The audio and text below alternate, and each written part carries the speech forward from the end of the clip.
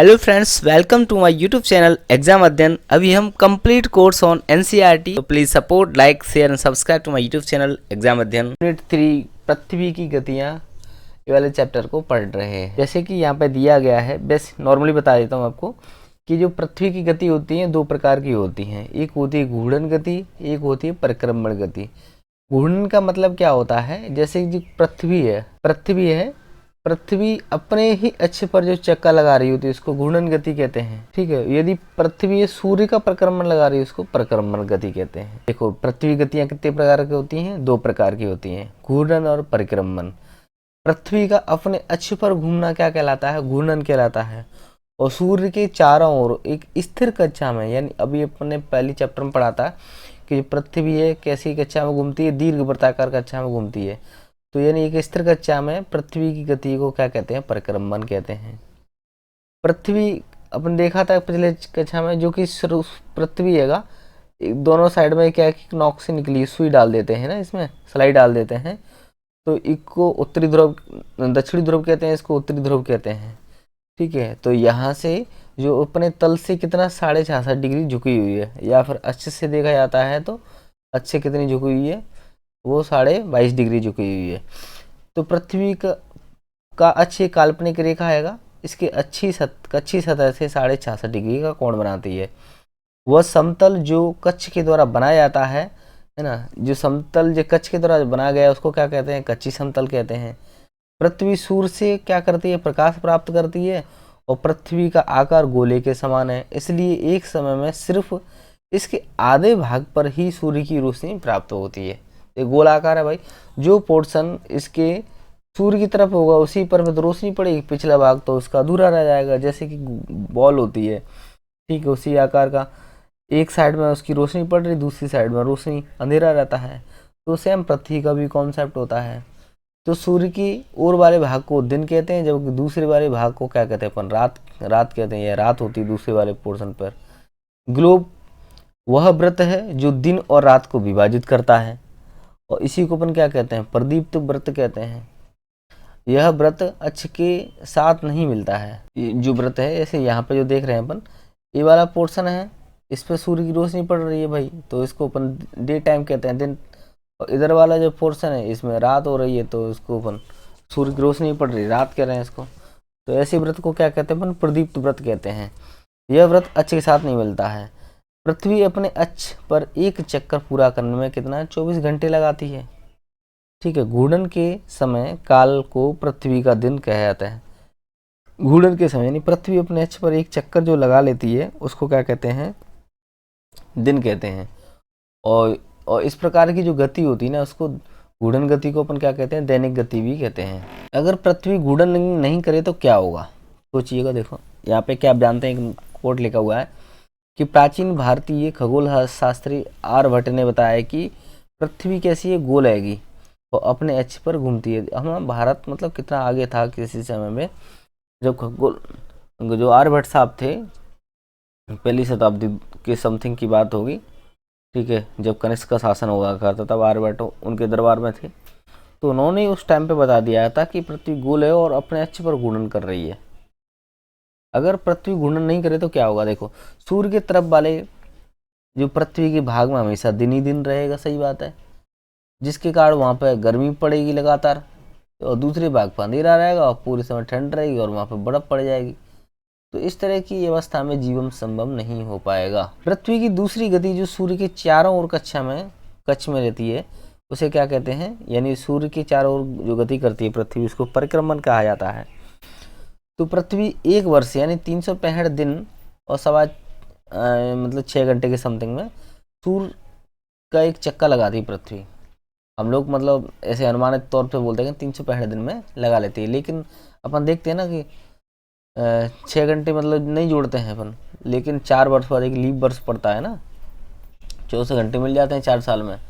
तो जो फरवरी होती है 28 29 हो जाती है, जो साल होती है 364 की हो जाती है ना, इसलिए इसको क्या कहते हैं? लीप वर्ष कहे जाते हैं। यहाँ पर इसके बारे में दिया हुआ है, जैसे ये सूर्य हो गया, ठीक है, ये 4 डेट बहुत इंपॉर्टेंट होती है, जैसे 21 जून और 22 दिसंबर। 21 जून और 22 दिसंबर, ये जो पृथ्वी देख रहे हैं, ये ऊपर वाला पोर्शन क्या होता है, NP होता है, हमेशा नीचे वाला क्या होता है, साउथ पोल होता है। तो नॉर्थ पोल पे जो पृथ्वी हैगी 21 जून के टाइम पर इसीलिए डायरेक्ट रोशनी इस पर आ रही है। तो इस साइड वाला जो पोर्शन है दिन का हैगा, ठीक है, और डायरेक्ट जो विषुवत रेखा रहती है, विषुवत देखा था कि 23.5 डिग्री उत्तर और दक्षिण करक और मकर के बीच में वर्ष में एक बार सूर्य सिर पर चमकता है। तो 21 जून को सबसे बड़ा दिन होता है, ठीक है, कौन से, उत्तरी गोलार्ध में, और ग्रीष्म ऋतु गर्मी पड़ती है। वहीं यदि दक्षिणी गोलार्ध की बारे में बात की जाती है तो वहाँ पे क्या है, सूर्य की किरण तिरछी हो जाती हैं, क्योंकि जो पृथ्वी है ना, पृथ्वी का झुकाव उत्तरी गोलार्ध में जब जून वाला टाइम होता है तब उत्तरी गोलार्ध में उसका झुकाव रहता है, और जो दक्षिणी गोलार्ध उसका मतलब थोड़ी सी झुकी होती है, तो इसलिए वहाँ पे शीत ऋतु होती है। सेम परिस्थिति यदि हम दिसंबर के टाइम पे आते हैं, अपने भारत साइड में गर्म ठंड पड़ती हैं, ठीक है, तो उत्तरी गोलार्ध में क्या शीत ऋतु होती है 22 दिसंबर के टाइम पर, और दक्षिणी गोलार्ध में क्या होती है, उस टाइम पे गर्मी पड़ती है, क्योंकि उस टाइम पे जो दक्षिणी गोलार्ध वाला जो भाग हैगा वो झुका हुआ होता है, वो ज़्यादा गर्मी प्राप्त कर रहा होता है, इसलिए यहाँ पर दक्षिणी गोलार्ध में 22 दिसंबर को क्या गर्मी पड़ती है। और 21 मार्च और 23 सितंबर को ये ऐसी टाइम है कि दोनों टाइम पे मतलब एक बराबर बैलेंस हो जाता है, दिन और रात होते हैं बिल्कुल 12-12 घंटे के हो जाते हैं, क्योंकि सूर्य की रोशनी बिल्कुल ऊपर से पड़ रही होती है, यहाँ पर नीचे से पड़ रही है, यानी उत्तरी, तो यहाँ पर शरद ऋतु होती है और यहाँ पे क्या होती है, वसंत ऋतु होती है। पृथ्वी पूरे कक्ष में एक ही दिशा में झुकी हुई है। सामान्यतः एक वर्ष को गर्मी, सर्दी, वसंत और शरद 4 ऋतु में बांट सकते हैं अपन। ऋतुओं में परिवर्तन सूर्य के चारों ओर पृथ्वी की स्थिति में परिवर्तन के कारण होता है। भाई जो ऋतुओं में परिवर्तन क्यों हो रहा है कि सूर्य के चारों ओर पृथ्वी की स्थिति में परिवर्तन हो रहा है। जब पृथ्वी सूर्य के चारों ओर परिक्रमा करती है तब ऋतुओं में परिवर्तन होता है, और जब पृथ्वी अपने अक्ष पर घूर्णन करती है तो उसके कारण में दिन रात होते हैं। 21 जून को देखा था कि उत्तरी गोलार्ध सूर्य की तरफ झुका हुआ है और सूर्य की किरणें कर्क रेखा पर सीधी पड़ती हैं। इसके परिणाम स्वरूप क्या होता है कि इस क्षेत्र में ऊष्मा अधिक होती है और ध्रुवों के पास वाले क्षेत्रों में कम ऊष्मा प्राप्त होती है, क्योंकि वहाँ सूर्य की किरणें तिरछी पड़ती हैं। उत्तरी ध्रुव सूर्य की तरफ ज़्यादा झुका हुआ है और उत्तरी ध्रुव रेखा के बाद वाले भागों पर लगभग 6 महीने तक दिन लगातार होता है। क्योंकि उत्तरी गोलार्ध के बहुत बड़े भाग में सूर्य की रोशनी प्राप्त होती है उत्तरी गोलार्ध के, इसलिए विषुवत वृत्त के उत्तरी भाग में कौन सा होता है, गर्मी का मौसम होता है, और 21 जून को सबसे लंबा दिन होता है और सबसे छोटी रात होती हैं। तो इस अवस्था को क्या कहते हैं, उत्तर अयनांत कहते हैं। देखो क्या होगा कि गर्मी का जो मौसम होता है 21 जून को आता है, मतलब सबसे बड़ा दिन होता है। उत्तरी गोलार्ध में 21 जून के टाइम जो बात कर रहे हैं उस टाइम पे क्या होता है, उत्तरी गोलार्ध सूर्य की तरफ झुका होता है, कर्क रेखा पर सीधी गर्मी पड़ रही होती है, रोशनी पड़ रही होती है, ऊष्मा अधिक होगी। ध्रुवों के पास वाले क्षेत्रों में कम ऊष्मा प्राप्त होती है, हालांकि क्योंकि सूर्य की किरणें तिरछी पड़ती हैं। लेकिन उत्तर ध्रुव सूर्य की तरफ झुका होता है, तो इसलिए उत्तर ध्रुव रेखा के बाद वाले भागों पर 6 महीने लगातार तक दिन रहता है और उत्तरी गोलार्ध के बहुत बड़े भाग पर सूर्य की रोशनी प्राप्त होती है, इसलिए विषुवत वृत्त के उत्तरी भाग में गर्मी का मौसम रहता है और 21 जून को इन क्षेत्रों में सबसे लंबा दिन होता है, सबसे छोटी रात होती है। पृथ्वी की इस अवस्था को उत्तर अयनांत कहते हैं। सेम परिस्थिति पर 22 दिसंबर को देखते हैं।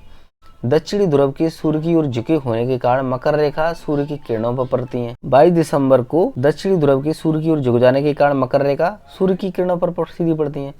क्योंकि सूर्य की किरणें मकर रेखा पर लंबर पड़ती हैं, इसलिए दक्षिणी गोलार्ध के बहुत बड़े भाग में प्रकाश प्राप्त होता है। इसलिए दक्षिणी गोलार्ध में लंबे दिन और रातें क्या होती हैं, छोटी होती हैं, है ना, छोटी रातें ग्रीष्म ऋतु की होती हैं।